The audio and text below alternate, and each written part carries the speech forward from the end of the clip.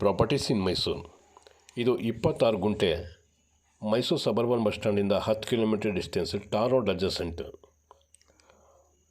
ಇದು 26 ಗುಂಟೆ ಇದೆ.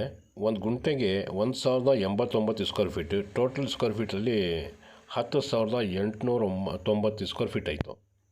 ಟಾರ್ ರೋಡ್ ಅಡ್ಜಸೆಂಟ್ ಇದೆ.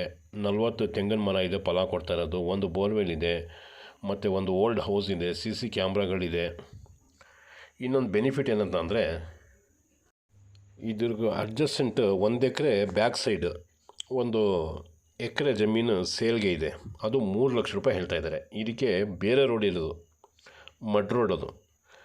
ಇದಕ್ಕೆ ಅಡ್ಜಸೆಂಟ್ ಇರೋದ್ರಿಂದ ಇದು ತಗೊಂಡ್ರೆ 1 ಎಕರೆ ಹಿಂದ್ಗಡೆದು ನಿಮಗೆ ರೀಸೇಲ್ ಮಾಡ್ತಾರಲ್ಲ ಅಂಥವ್ರಿಗೆ ಬೆಸ್ಟ್ ಆಯ್ತದೆ. ಅಥವಾ ತಗೊಂಡು ಸ್ವಲ್ಪ ಬೌಂಡ್ರಿ ಜಾಸ್ತಿ ಬೇಕು ಅಂತಾರಲ್ಲ ಅಂಥವ್ರಿಗೂ ಆಯ್ತದೆ. ಇಲ್ಲಾಂತಂದರೆ 26 ಗುಂಟೆ ತೊಗೊಂಡಿರ್ಬೋದು. ಆ ರೀತಿ ಇದೆ. 40 ತೆಂಗಿನ ಮರ ಇದೆ, ಒಂದು ಬೋರ್ವೆಲ್ ಇದೆ. ನೋಡಿ, ಈ ಥರದ ಒಂದು ಮನೆ ಇದೆ. ಫುಲ್ ಬೌಂಡ್ರಿ ಫೆನ್ಸಿಂಗ್ ಮಾಡಿದ್ದಾರೆ. ಮುಂದ್ಗಡೆ ಕಾಂಪೌಂಡ್ ಮಾಡಿದ್ದಾರೆ. Tar road adjacent.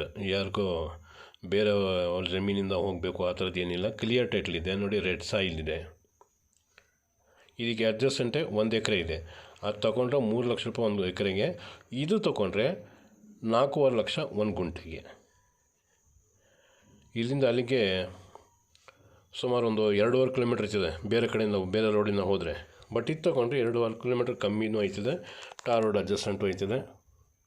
ಮತ್ತು ಈ ಥರ ಫಲ ಕೊಡ್ತಾರೆ, ತೆಂಗು, ಪವರ್ ಇದೆಲ್ಲ ಇದೆ. ಮನೆಯೂ ಇದೆ. ನೋಡಿ, ಯಾರಿಗಾದ್ರೂ ಸಿಟಿ ನಿಯರೆಸ್ಟ್ ಕೇಳ್ತಾರಲ್ಲ ಅಂಥವ್ರಿಗೆ ಒಳ್ಳೆ ಬೆನಿಫಿಟ್ ಆಗೋಂಥ ಪ್ರಾಪರ್ಟಿ.